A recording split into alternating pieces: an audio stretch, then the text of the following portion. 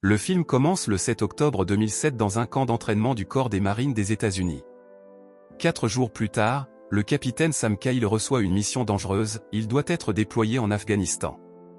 Avant de partir, il écrit une lettre d'adieu émotive et la confie à son commandant, en espérant qu'elle n'arrivera jamais entre les mains de sa femme, puisqu'elle ne serait remise que s'il ne revenait pas vivant. Ensuite, Sam rentre chez lui, se montrant comme un père et un mari responsables. Il vit avec son épouse aimante Grace et leurs 2 jeunes filles, Isabelle et Maggie. Mais contrairement à Sam, homme discipliné et honorable, son frère Tommy Kyle vient tout juste de sortir de prison après avoir purgé une peine pour braquage de banque. Sam vient le chercher et tous deux se rendent ensemble à la maison familiale. L'atmosphère est chaleureuse pendant que Grace prépare un dîner spécial pour fêter la libération de Tommy. Cependant, à son arrivée, ses nièces l'accueillent froidement car elles ne l'aiment pas. Malgré tout, la famille finit par s'asseoir ensemble pour partager le repas, célébrant la liberté de Tommy tout en disant au revoir à Sam avant son départ en mission. Pendant le dîner, leur père Hank, un homme âgé et têtu, montre encore une fois sa préférence, il félicite Sam en le qualifiant de héros national, mais rabaisse Tommy en le traitant d'inutile. La dispute s'envenime jusqu'à ce que Hank quitte la maison furieux. Ce soir-là, avant d'aller se coucher, Sam retire son alliance. Grace la passe ensuite à une chaîne autour de son cou comme symbole d'amour, comme si elle voulait garder Sam près d'elle pour toujours. 5 jours plus tard, Sam se trouve déjà dans les déserts d'Afghanistan. Il a même l'impression que ce pays étranger est devenu son second foyer. Avec son téléphone, il filme les ruines de matériel militaire détruit. Mais peu après, l'hélicoptère dans lequel il voyage avec son unité est abattu et s'écrase au sol. Pendant ce temps, chez elle, Grace, qui prend un bain, est surprise par la sonnette. Sa fille aînée ouvre la porte et découvre 2 soldats venus annoncer une tragique nouvelle, Sam a été déclaré mort dans un crash d'hélicoptère. Grace est anéantie. Elle refuse d'accepter la réalité, regarde sans cesse de vieilles vidéos de Sam et tente d'appeler son numéro, n'entendant que sa messagerie. Cette nuit-là, Tommy, ivre, revient pour rendre la voiture. Il est surpris de voir Grace pleurer pour une broutille comme un feu arrière cassé, ignorant que ses larmes coulent à cause du chagrin d'avoir perdu samedi. Tommy est le dernier à apprendre la nouvelle tragique, car il a été injoignable toute la journée. En colère, il blâme les circonstances, disant que Sam n'aurait jamais dû être envoyé en Afghanistan. Dans sa peine, il retourne chez ses parents et s'assoit sur le porche jusqu'à ce que sa belle-mère s'approche, bien qu'il préfère rester seul. Le lendemain, Grace prépare ses filles pour les funérailles, mais elle refuse de porter des robes noires. Lors de la cérémonie funèbre, Grace reçoit la lettre d'adieu de Sam, celle qu'il avait confiée avant de partir. Elle a peur de la lire et choisit de la garder scellée. Pendant ce temps, Hank, ivre, tente de rentrer en voiture, mais Tommy lui prend les clés pour éviter un accident. Leur dispute reprend. Hank accuse Tommy d'être inutile, tandis que Tommy réplique que Hank n'a jamais été un bon père et qu'il a bourré la tête de Sam de faux rêves militaires. La dispute se termine lorsqu'Hank s'en va, mais en réalité Sam est toujours vivant en Afghanistan avec un soldat nommé Joe. Tous deux ont été capturés par les talibans et jetés dans un Zindane, une prison souterraine sombre et étroite. Sam dit à Joe de rester silencieux et de ne pas dire un mot. Pendant ce temps, une nuit, Tommy, ivre, appelle Grace à 3 heures du matin pour lui demander $47 afin de régler une dette de bar. À contre-cœur, Grace l'aide au milieu de la nuit et le ramène chez elle. Le lendemain matin, Tommy se réveille au son de ses nièces préparant des crêpes pour réconforter leur mère. Il essaie de les consoler, même si Maggie résiste. Bientôt, Hank arrive, plus calme cette fois. Il présente ses excuses à Tommy et lui dit que le vrai problème n'est pas son intelligence, mais sa tendance à abandonner, contrairement à samedi. Dans la prison talibane, Sam aperçoit un hélicoptère passant au-dessus d'eux et tente de le signaler en brisant la couverture en bois, mais il est aussitôt menacé d'une arme. En guise de punition, il est forcé de rester assis, écrasé sous une lourde pierre. Jour après jour, leur souffrance s'aggrave. Joe commence à perdre espoir et reproche à Sam de l'avoir sauvé, il préférerait mourir plutôt que de vivre dans un tel enfer. 2 mois plus tard, ils sont forcés d'assister à l'exécution d'un Afghan simplement parce qu'il a appelé sa femme. Le chef taliban déclare que l'Amérique n'a aucun droit d'intervenir dans leur pays. On ordonne à Sam de transmettre ce message, sinon il sera contraint de le faire par la force.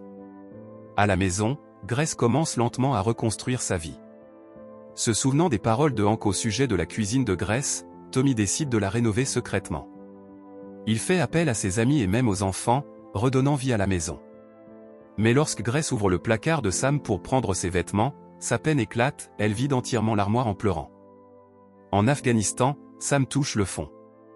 Il est attaché, torturé par l'eau et forcé de choisir entre la vie et la mort. Joe est torturé au fer chauffé jusqu'à ce qu'il cède. Devant la caméra, Joe est contraint de déclarer que l'Amérique n'a aucun droit d'être en Afghanistan et mentionne même que Sam a 2 jeunes filles, brisant encore davantage le moral de Samedi. Pendant ce temps, chez eux, les travaux de rénovation de la cuisine se terminent juste à temps pour l'anniversaire de Grace. Tout le monde la félicite, bien que celui qu'elle désire le plus voir soit absent. L'hiver arrive. Isabelle commence à ressentir de la jalousie, car sa sœur cadette reçoit plus d'attention.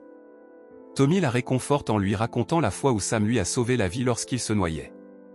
Ils vont même patiner ensemble, et Grace est surprise de voir à quel point Tommy s'entend bien avec les enfants. Jour après jour, Tommy tente de changer. Il rend visite à l'employé de banque qu'il avait menacé lors du braquage. L'homme avoue avoir vécu dans la peur pendant des années. Tommy raconte ensuite cela à Grace, ce qui la rend fière.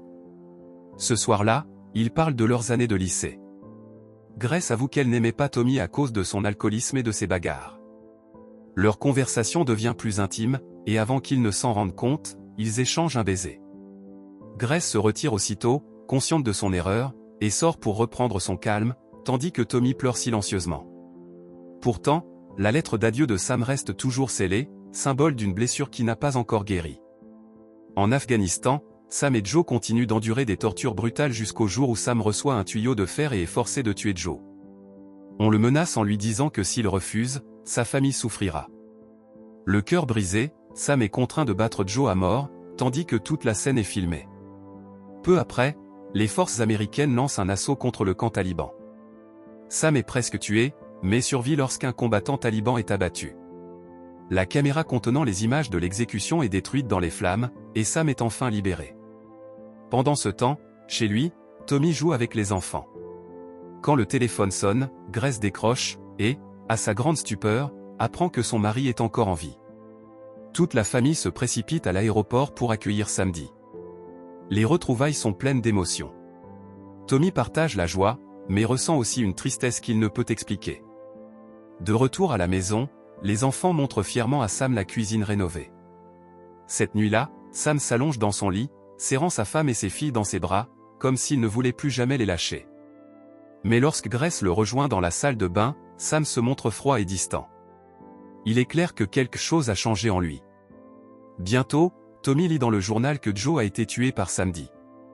Leur père, Hank, commence à remarquer des changements étranges chez son fils, qui lui rappellent ses propres difficultés à son retour du Vietnam.